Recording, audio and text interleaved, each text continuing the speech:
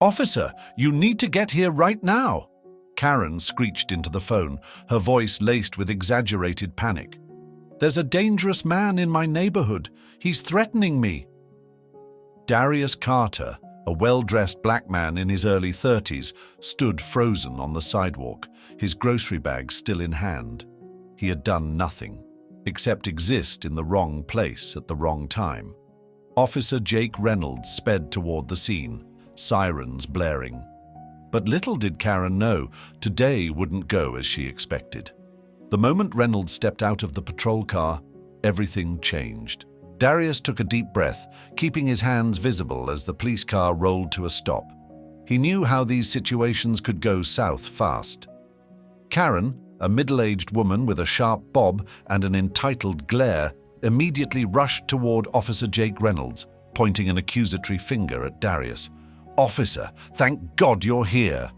That man was following me. He looked at me like he was going to do something terrible," she whined, playing the victim. Jake turned to Darius, studying him carefully. The man was calm, his expression one of frustration but not fear. His neatly pressed business suit and grocery bags hardly screamed threat. "Sir, is there a reason this woman believes you're a danger to her?" the officer asked, his tone neutral. Darius exhaled through his nose, his patience wearing thin. "Yeah, officer. I live in this neighborhood. I was walking home from the store. That's it." Karen gasped dramatically. "He's lying. He doesn't live here. People like him don't belong in this area." Jake's jaw clenched. He'd heard those words before, too many times. But instead of reacting immediately, he decided to dig deeper. "All right, ma'am," he said, turning to Karen. "Let's get some details straight. What exactly did he do?" Karen faltered for a second. Then she puffed up her chest. "He was loitering and acting suspicious, probably casing houses to rob." Jake raised an eyebrow. "So walking home with groceries is suspicious?" Darius smirked slightly. "Guess I should have taken an Uber." Karen didn't like that. She crossed her arms and huffed. "You're not taking this seriously. Do your job and arrest him." But Jake had other plans. Officer Jake Reynolds sighed, pinching the bridge of his nose. He had dealt with people like Karen before, self-righteous, entitled, and quick to use the police as their personal enforcers. "Ma'am," he said, his voice calm but firm, "did you see this man commit a crime? Did he threaten you in any way?" Karen scoffed. "I don't have to wait for him to attack me. I know his type. He doesn't belong here. Just look at him." Jake's expression darkened. That was it. The slip-up he had been waiting for. He reached for his body cam, ensuring it was recording. "Ma'am, I'm going to need you to calm down," he said, keeping his tone professional. "You just admitted you have no reason to believe he was committing a crime, other than the way he looks." Karen's face turned red. "What are you saying? Are you seriously taking his side?" Darius crossed his arms, watching the situation unfold. He had been in similar situations before, but this felt different. This officer wasn't taking Karen's word at face value. "Ma'am, are you aware that falsely reporting a crime is illegal?" Jake continued, flipping open his notepad.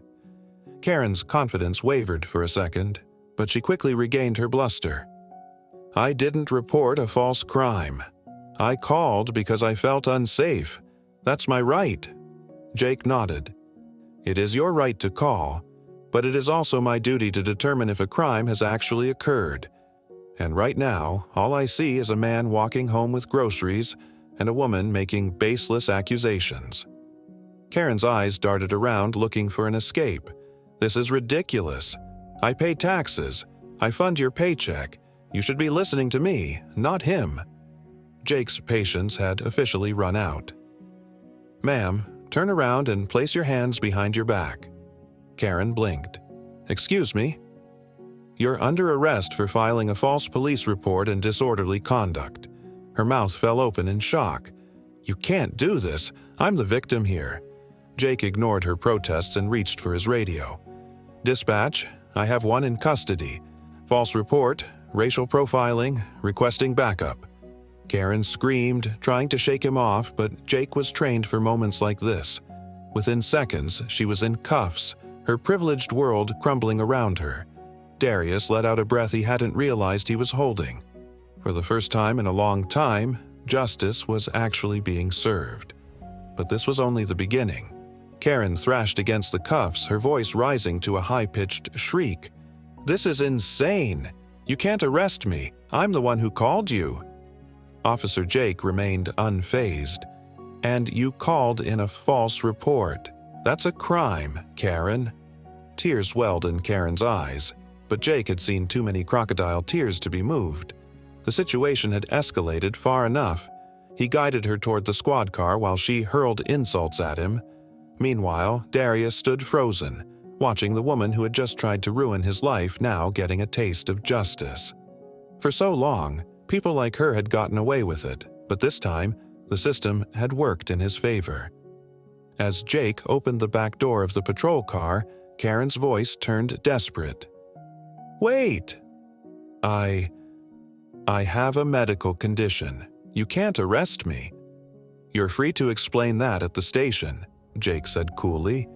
But just as he was about to shut the door, another officer arrived, Sergeant Linda Harper. She was an older black woman, her sharp eyes scanning the scene immediately. "Officer Reynolds, what's going on?" she asked. "Suspect made a false police report. No crime was committed, yet she called 911 claiming she was in danger," Jake explained. Sergeant Harper gave Karen a long, unreadable look. Then she turned to Darius. "Sir, are you okay?" "Yeah," Darius said, still processing everything. Sergeant Harper sighed, rubbing her temples. Then she turned back to Karen. "You look familiar," Karen scoffed. "I should. I'm a respected member of this community. My husband is a lawyer, and my father was a judge. I have connections." Sergeant Harper raised an eyebrow. "Oh, I know exactly who you are, and if I recall correctly, this isn't the first time you've done this, is it?" Karen's face drained of color. I don't know what you're talking about." Sergeant Harper pulled out her phone, tapped a few times, and turned the screen toward Jake and Darius. It was an old news article. "Local woman falsely accuses black teen of stealing. Later found guilty of slander." Jake's eyes widened. "Is this?" "Yep," Harper confirmed. "Karen here accused a black high school student of stealing her purse outside a grocery store 5 years ago. Turns out she had left it in her own car. The kid was detained for 2 hours before cameras proved his innocence. His family sued, and they settled out of court." Darius felt his stomach twist. "You mean, she's done this before?" Harper nodded. "And I wouldn't be surprised if there were more cases we don't know about." Karen stammered, her fake tears drying up.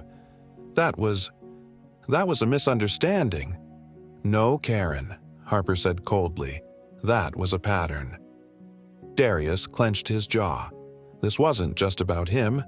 Karen had been playing this dangerous game for years, ruining lives, weaponizing the police against innocent people. But this time, it wasn't going to be swept under the rug. As Jake shut the squad car door, Karen's screams filled the air, but no one was listening anymore. The moment Officer Jake closed the squad car door, the street fell silent. Karen's screams were muffled behind the glass, but her face was still twisted in rage, her mouth moving furiously as she banged against the window. Darius stood there, heart still pounding. He should have felt relieved, but instead, a strange numbness settled over him. Would this really change anything? Or would she be out by morning, back to her usual ways? Sergeant Harper turned to Jake. "We're taking her in, but this won't be just another arrest. We need to make sure she doesn't wiggle out of it like last time." Jake nodded. "We have the body cam footage, plus there were witnesses." He gestured toward the bystanders who were still filming on their phones.